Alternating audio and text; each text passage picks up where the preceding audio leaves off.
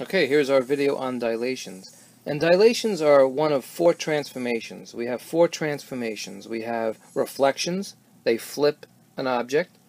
Rotations rotate an object. Translations slide an object. And then we have dilations.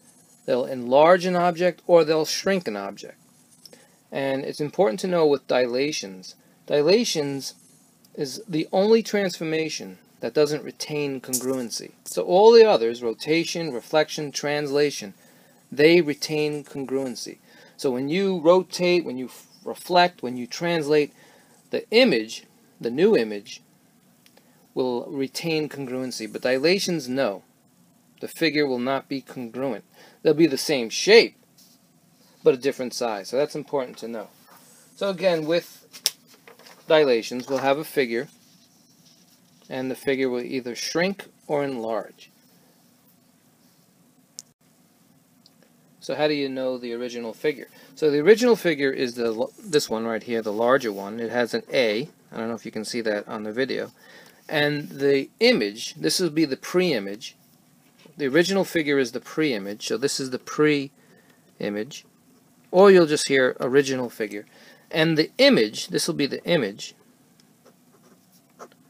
will have that kind of looks like an exponent on top of it. We call it prime.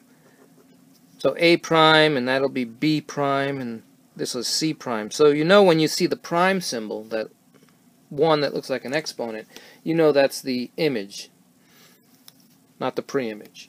So in this case, in this dilation, there was a shrinkage. It shrunk. It went from here to there.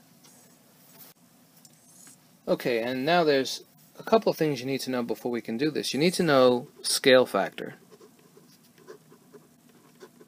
And you also need to know the center of dilation. These are important terms. You need to know these two in order to perform the operation. So we'll look at scale factor first. So in the scale factor, if the scale factor is greater than 1, you're going to have an enlargement. If the scale factor is less than 1, like a fraction, you'll have a reduction. So again, if the scale factor is greater than 1, and if it's 1, nothing's going to change. But if it's greater than 1, like 2 or 3, then you know you're going to have an enlargement. But if you have a fraction, remember you're going to have a reduction. So the next term we should know is the center of dilation. That's the fixed point. And another name for fixed point is invariant. The invariant point is the fixed point. It's a point that doesn't change. Now there's two types of centers of dilation. Most of the time, we'll do a center of dilation at the origin, 0, 0. Sometimes we won't do it at the origin, but I'll go over two examples. So, over here, we have two figures. Now the one in red is the original figure, so that's the pre-image. And the one in blue has the prime next to it. I don't know if you can see that in the video. So we have A prime, C prime, and B prime. Now the center of dilation in these figures will be about the origin.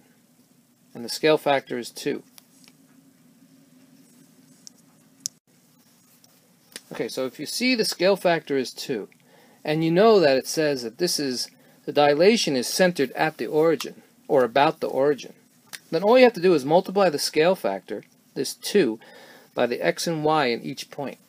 That's all you do. So if you see the center of dilation is about the origin or at the origin, just multiply the scale factor. So let's look at point A. Point A says -2, -2. The x is -2 and the y is -2. So this is centered about the origin, at the origin, so we just multiply. So A prime will be -2 times 2, just -4. That'll be the new x. And the new y will also be -4.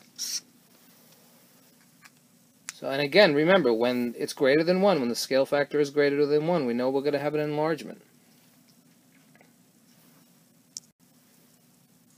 Okay, let's see if we can do one. So here in order for you to do this, you need to know the scale factor. Let's fix that E. And the scale factor is 2, but what else do you need to know? You need to know if this is centered about the origin.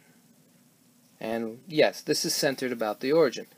So they'll say that. They'll say this is centered at the origin or about the origin. So, will this be an enlargement or a reduction? Scale factor is greater than 1, so it'll be an enlargement. This will increase in size. So, let's look at A and A prime. So A is right here. A is at -4, -2. Where would A prime be? Again, A is at -4, -2. Scale factor is 2. Just multiply. So A prime should be at -8, -4. -8, -4. There it is. So where would B prime be? C prime, D prime, where would they be? So B was at -4, 2. So now it should be at -8, 4. So it should be right about here. All right, make sure that's straight. And where should C be? Well, C is at 0, 2. So 0 times 2 is 0. So it's going to remain on the y-axis, but then it'll increase till 4. Right, and D is at 0, -2. So it will go to 0, -4. Right, so we just enlarged the figure. Okay, now what if the scale factor is half? What else do you need to know? Well, you need to know also, is this centered at the origin? Yes. All the ones we've done so far is centered about the origin or at the origin. And again, when it's centered at the origin, all you do is multiply the scale factor by each point. So again, A is 4, 6. So where would A prime be? Multiply by half. Be 2, 3. And this would be a reduction. Okay, so all the ones we've done so far, the center of dilation was about the origin. What if the center of dilation is not the origin? And you'll see some questions like that. Right, and here's an example. So now the center of dilation is not the origin. And the question here is, how do we get the scale factor? They're showing you the two images. Now, which one's the original image? The original image is the one that doesn't have a prime. So if you look here, we have E and E prime. So E prime is in blue, so the original image is in purple pink, whatever you want to call that color. So we know that this is a reduction. It's a shrinkage, because the original figure shrunk. So now we need to find out what is the invariant. Remember the point that it does not move. What point does not move in this figure? E. E does not move. So E is the center. It's centered about E because E doesn't move. So E is the invariant.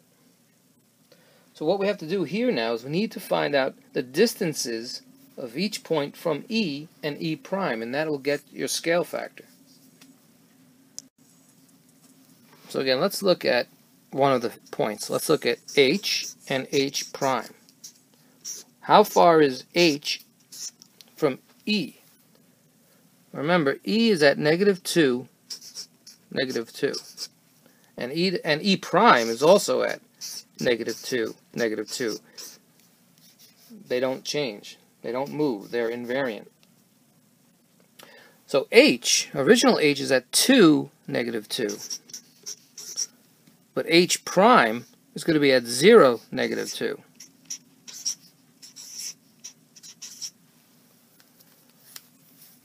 Now we want to find how far h was from E and how far h prime is from E prime. Well, h from E, let's look at it going from the x. It's 1, 2, 3, 4 away. It's 4 away on the x. What about on the y? How far away is it? It's right on the y. So what's changing is the x. It's 4 away. H prime from E prime is 1, 2 away. Is 2 away.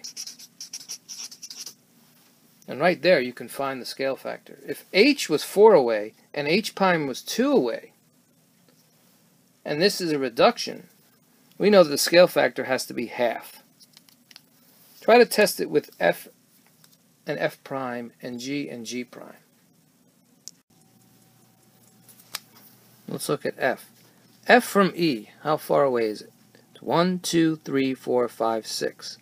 So f was 6 away, and f prime has to be 3 away if the scale factor works. So the scale factor we said was half, so it should be 3 away. 1, 2, 3.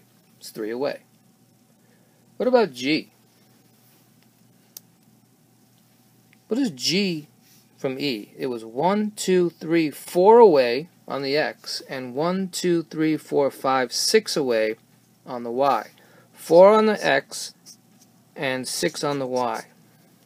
So that means G prime should be 2 from the x and 3 from the y.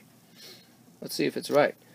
2 on the x, 1, 2, and 3 up, 1, 2, 3. Yes. So now we know the scale factor is half. You should rewind the tape if you didn't get that.